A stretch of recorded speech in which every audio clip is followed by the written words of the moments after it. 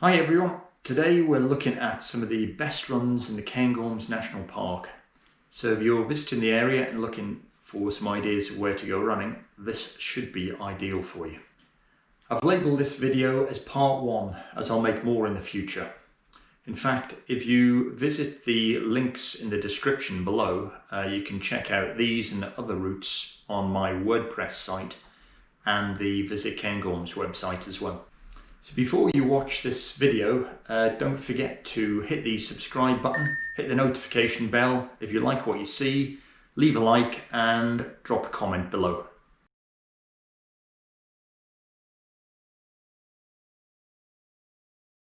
So Loch Eilein, it's 3.4 miles around the loch and it's got 50 metres of ascent. So this is a super popular route. It's a circular route, pine covered trails, and with all the pine needles on the floor, it just makes running a joy.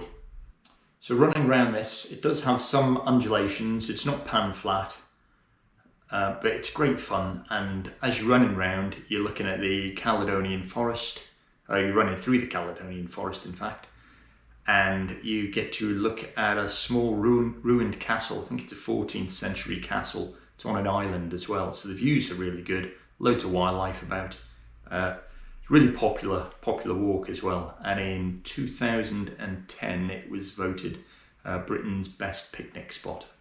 And getting there as well, there is a car park just minutes from the loch side. So there's somewhere to park and just run from the car, round the loch, back to the car.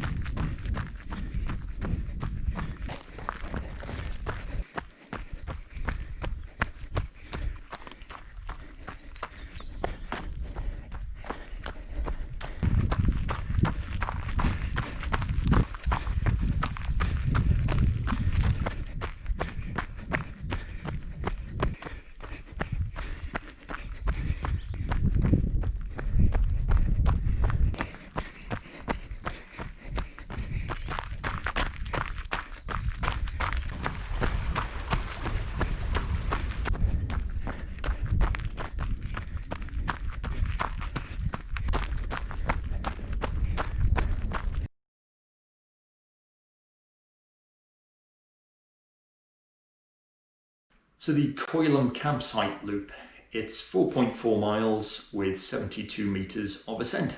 So starting by the campsite, if you come to a fork about half a mile in, if you take the right fork and head up that path there, it's a slow gradual uphill, hardly anything but any ascent at all is on that first bit.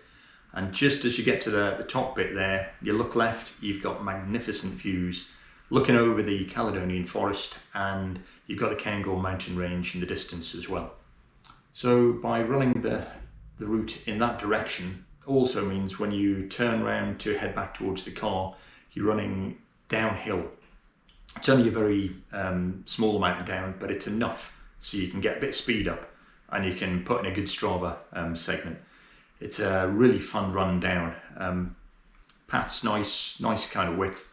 It's really soft underfoot and it does narrow into a little bit of single track at one point.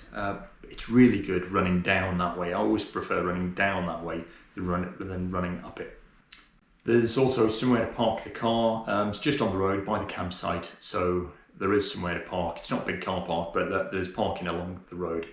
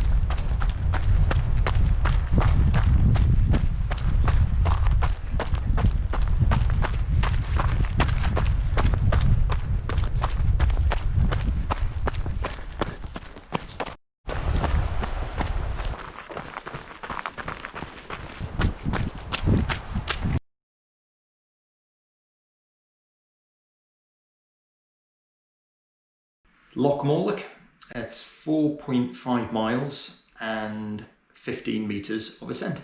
So there's various starting and finishing points to run in around Loch Morlich. On this version, you're going to start and finish at a place called Hayfield, which is just past Glenmore.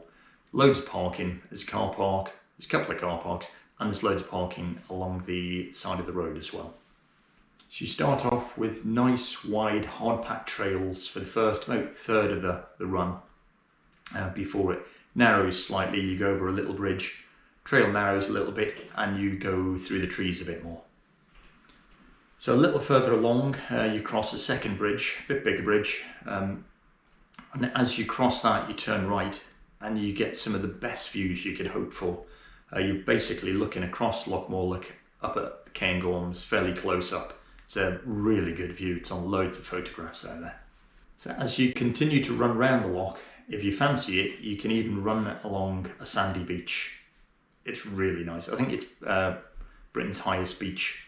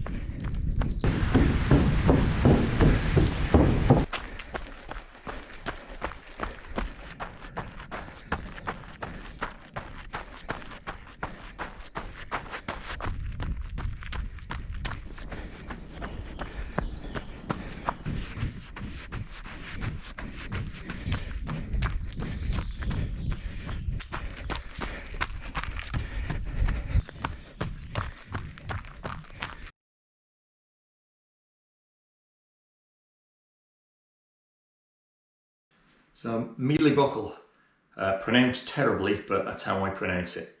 So it's on this loop, it's 5.6 miles long with 570 metres of ascent. So starting at Glenmore Lodge, there's parking, but it is limited. So be sure to get there in plenty of time. There's not a lot of space to park, but there is some parking.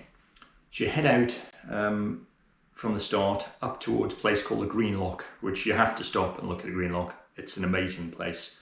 Water's all green, super picturesque.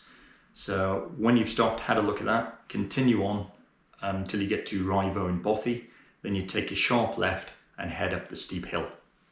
So whilst going up, the views are incredible. Take a moment, have a look about. Fantastic views. And when you do reach the top, there's a sheltered cairn. So when you're at the top, you can take in the views of Loch Morlich, Cairngorms, various different mountains, and the forest below. Super nice views. So this is a harder challenge than the other routes, but there's a decent path, and if you get up early and get up to the top for sunrise, it's really good. So make sure you get up nice and early, catch sunrise from the top.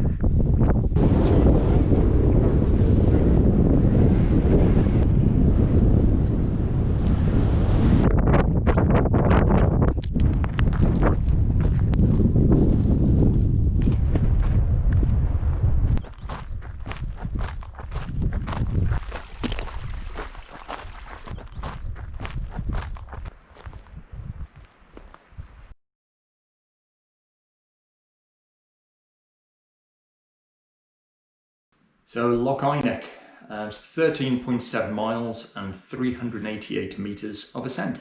So this is a long out and back route, but well worth the effort. In fact, it's one of my favourite runs.